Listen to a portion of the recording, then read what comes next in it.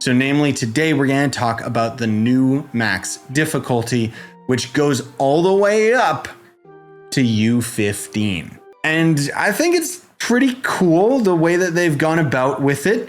I'll go into a bit more detail with it, but first let's read through the patch notes. So, a new adventure world with max difficulty, the Long Shade, equivalent to U12, has been added.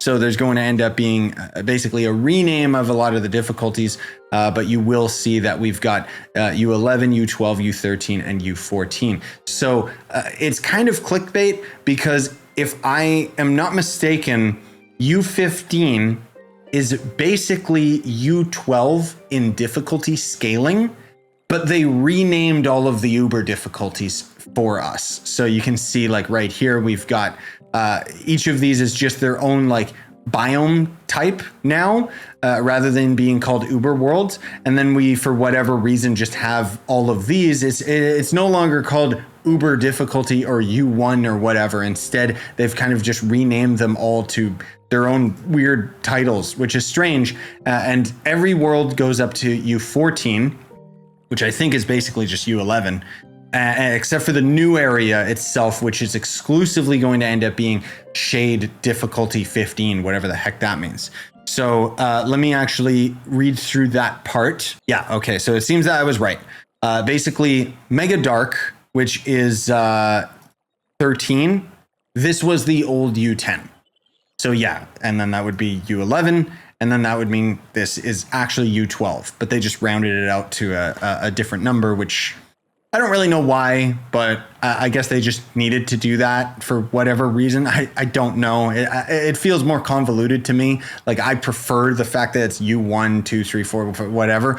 It's kind of strange that they ended up doing this, but we'll just call it. We'll all call it like U15 anyways. It just makes more sense. Moving back to the new max difficulty section of the patch notes, it says to enter U12, U15, characters must have 40,000 PR and up and 8,500 light. Well, that's a little bit of a lie there because we actually require 42.5k PR, it says as a requirement there. So I mean, honestly, anyone who's at 40k PR probably isn't going to be able to handle U12 anyways. Unlike most adventure worlds, this world only contains a mix of 3 biomes at any given time. These 3 biomes rotate every 3 hours. That's actually interesting because I thought it was tied to a daily reset. I like that a lot.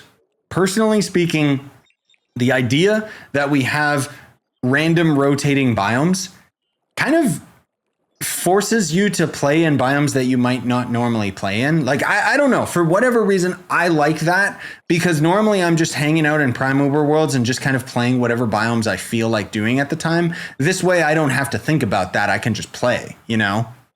So moving on, the currently active biomes can be seen around the adventure world, selecting a node in the atlas. So we can actually just see which are the included biomes, and you can visually see them floating around it as well, which is coincidentally the same icon used on the map. So that's really nice readability, honestly speaking. As these biomes rotate, a variety of new ores, harvestables, and craftable materials can be found within. That scares me because that tells me that only certain resources are going to be within certain biomes, which would be terrible because that means that it's time gated, because you would essentially at the true end game be literally logging in every 3 hours to see if it's the right biome. That's stupid. And there's too many things in the game that already have stupid mechanics like that. Dragons. Trovians can only carry a limited amount of these new items, and although that maximum can be increased, they can also be used at Saltwater Sam's ship outposts, found scattered throughout the Long Shade, to craft more valuable, easier to carry versions of those materials. That's kind of stupid. Because I noticed I got this surface dried seaweed, and I'm limited to carrying 100 of them. I guess the point is that we can increase that. I don't know. It just kind of seems like it's going backwards. You know, there's already so many different things in the game that inflate playtime. And this is something where this feels like, on one hand, they designed this around end game freaks like me, you know, where we've got almost everything maxed out. But on the other hand, what they should have been asking themselves is how accessible is this? So even for somebody like me, like it's just a matter of time before we get it maxed out. So it kind of just feels like it's inflating playtime to bother having a limited resource. At the same time, I think it's okay. It's just not the way that I would have liked them to go with it. Because personally, I like stockpiling things. That's kind of one of the appeals that I have with Trove is I've just got so many items fully stacked in my inventory that are just getting perpetually more and more and more. So the idea that that's going to end up being taken away from me is one small, tiny little joy that has been plucked out of my brain with that new area in a game where, we got to take the little things, right? So I don't know. That's how I feel about it. What do you guys think? Saltwater Sam and his crew can be found having established outposts throughout the Long Shade. Upon their ship, new collections and keys can be crafted. Let me see if I can find one of these for you guys right now, just because it's relevant to talk about. So first of all, we can see here's some of the new ore. Okay, cool. We've got the new enemy types generated in all of the biomes, which I genuinely really like that. Here's another one of the new resources. Doesn't look like we got any new dungeons though. There's only the new 5-star dungeon, which can generate in every biome, but regardless of the biome, it's always the same dungeon, which kind of sucks. Speak of the devil, here it is right here, which is a massive dungeon, and I actually really like it a lot because its layout is so simple. I just find it a bit lame that it's not thematically any different depending on the biome that it spawns in. All right, there we go. So we did get lucky. I wondered whether or not these had a map icon, and they do. So this is what one of the ships looks like. I kind of wish that it spawned up in the air rather than down on the ground. It looks like it should spawn in the air, but anyways, here we've got the new Saltwater Sam Depths workbench, which as you can see has a whole bunch of new resources. Game crashed, good. All right, I'm just not gonna click the first item here because I think that's what makes my game crash. I'm not gonna click on any of these except there's these new keys. So there's the runic key fragments that you can get out of the new dungeons. And then these keys, it will give you a chance of opening the box at the end of the 5-star that essentially will end up giving you random drops. Most of all, it's crap.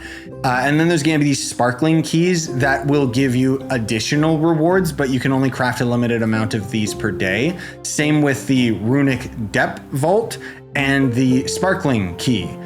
These are essentially going to end up being tied to the new depths portal, which is very expensive, as you can see. And I don't have enough depth cores yet.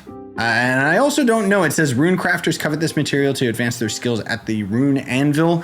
So the rune crafting has actually advanced quite a bit, but again, we're saving that for another video.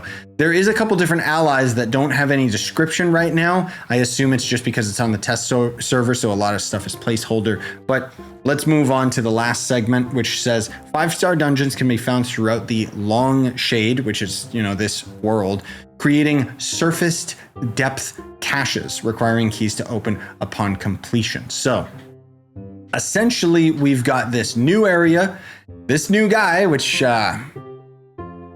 this is placeholder. Yes, it's placeholder. All right, and then place and interact with this depth stepper to begin a delve in the depths where the shadowy soul vault will be replaced with a runic depth vault. So this is a way that we could see the new biome, but unfortunately we can't purchase any of this stuff on the test server. So yeah, that kind of sucks. I don't know how I feel about all of this, but obviously they had to make some money out of it, right? Not that it's gonna matter with all the flux duping and even the credits duping. All right, ladies and gentlemen, so that's gonna do it. Smash like, sub for more, buy the merch you want to support the channel. And if you're interested in seeing more of my videos, YouTube recommends this one. Or if you want to check out my most recent upload, you can check it out right here. Again, I want you guys to sound off in the comments. What do you guys think about this? Whether or not you think it's stupid or not. I personally am not really against a new difficulty. I think that it's kind of cool. The way that they renamed them, a little bit shady, just to pretend that we're in U15. I don't know. I mean, I'm obviously gonna call my videos U15 because that's what we're all gonna call it from now on.